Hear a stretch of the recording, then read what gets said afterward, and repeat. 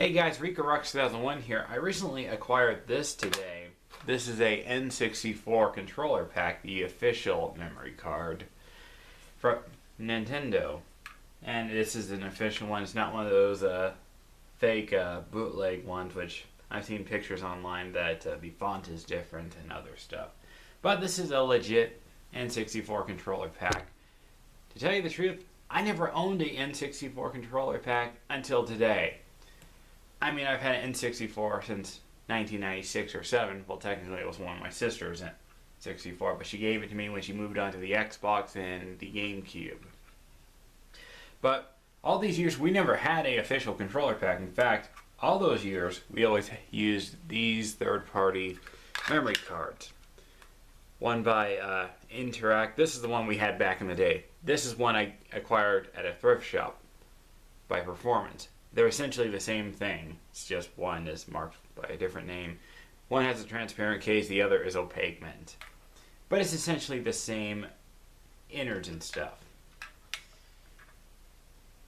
Now, you may notice that this one has a watch battery, and so does the Performance one. You're probably thinking to yourself, oh, the official one probably doesn't have one, I should get that. Not so fast. The official one also had a watch battery as well, but let me let you in on a little secret. This one requires no soldering. This one requires a soldering gun. So if the battery goes bad on both of them, you have to crack it apart. The third-party one, you just use a standard Phillips head screwdriver. For the controller pack, you need the same game bit screwdriver as you need to open up an NES, Super Nintendo, and N64, and Game Boy cartridge. They all require this bit. You cannot use a Phillips or flathead. You could try with needle nose pliers, but you'd probably mess up. But other than that, before I open the innards of the controller, let's go ahead and see what game data was left over on this controller pack. I have Snowboard Kids currently in my N64, so I'm going to go ahead and switch my TV on to the N64. I don't know if you can see the screen, but look at the screen. To activate the controller pack, you hold the start button and turn on a game that's compatible with the controller pack or memory card. I'm going to use Snowboard Kids because that's what I was playing previously. We have Top Gear options, Castlevania, Top Gear Season, Top Gear Ghost, WCW versus NWO, Namco Museum 64. There are a total of 123 pages if you remember.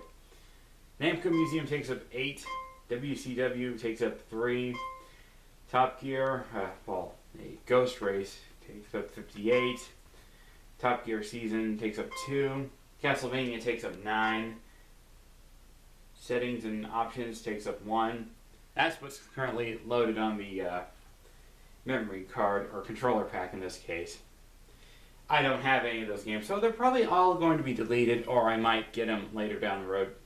I'm certainly not getting Castlevania or WCW, but I might get Top Gear because I love the Top Gear games. I even love the Top Gear TV series with Richard Hammond, Jeremy Clarkson, and James May, which is a completely different Top Gear altogether, but that's another story for another time. So, we're going to open up the controller pack and show you the innards in just a moment. Time for a jump cut. Okay, time to take apart the controller pack and show you the innards. I'll do the same with the Performance one, just to give you a comparison. So, we'll start with the controller pack.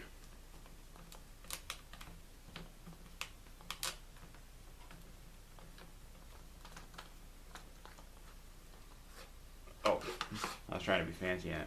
There we go.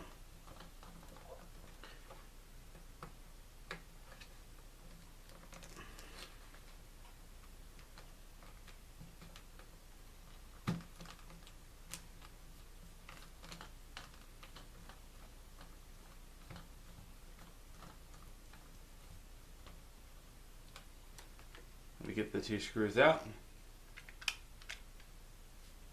That's one. Gonna have to get the other one off camera. It may be easy for you, but my game bit screwdriver can be a pain sometimes. So, we'll crack that up in just a moment. Now I'll get a regular Phillips screwdriver to open up the performance one. And the Interact one, because it'd be the same, just different color casing. One is transparent, the other is opaque. You can also get this as solid red and solid gold as if you wish.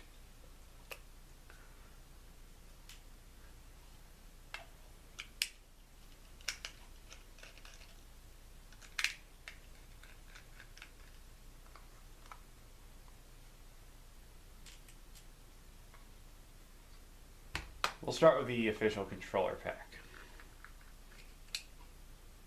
See, circuit board.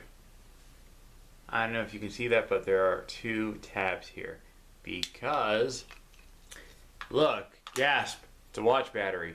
It's a CR2032 battery. I don't know if you can see it, but I'll bring it up closer. Yeah. Once that battery goes bad, on this board, you actually have to use a soldering gun and a solder sucker to remove the tabs. You could try the method on prying off the battery. I wouldn't recommend that option because that wouldn't work too well. Because I tried doing that to a copy of Pokemon Blue. I tried that method. It screwed up. It didn't read the battery anymore, unfortunately. So, plus the game was rusted and stuff. So, yeah, not pretty. Here's the performance one. May look cheaper, but there's hot glue that usually holds in here. But as you can see, this one has a battery that you can easily remove by pushing on here. I made a video on replacing the battery with these controller packs, or, well, memory cards. And yeah, these ones are actually better. And another thing I should mention, the reason why there's a blank spot right here, that's because some models actually have a switch where you can actually switch 1, 2, 3, 4. They use the same casing as the plus one, just with one has a plus sticker and others don't. But other than that, that's the inside of both memory cards and the controller pack. Pretty cool, don't you think? That's all I have to say.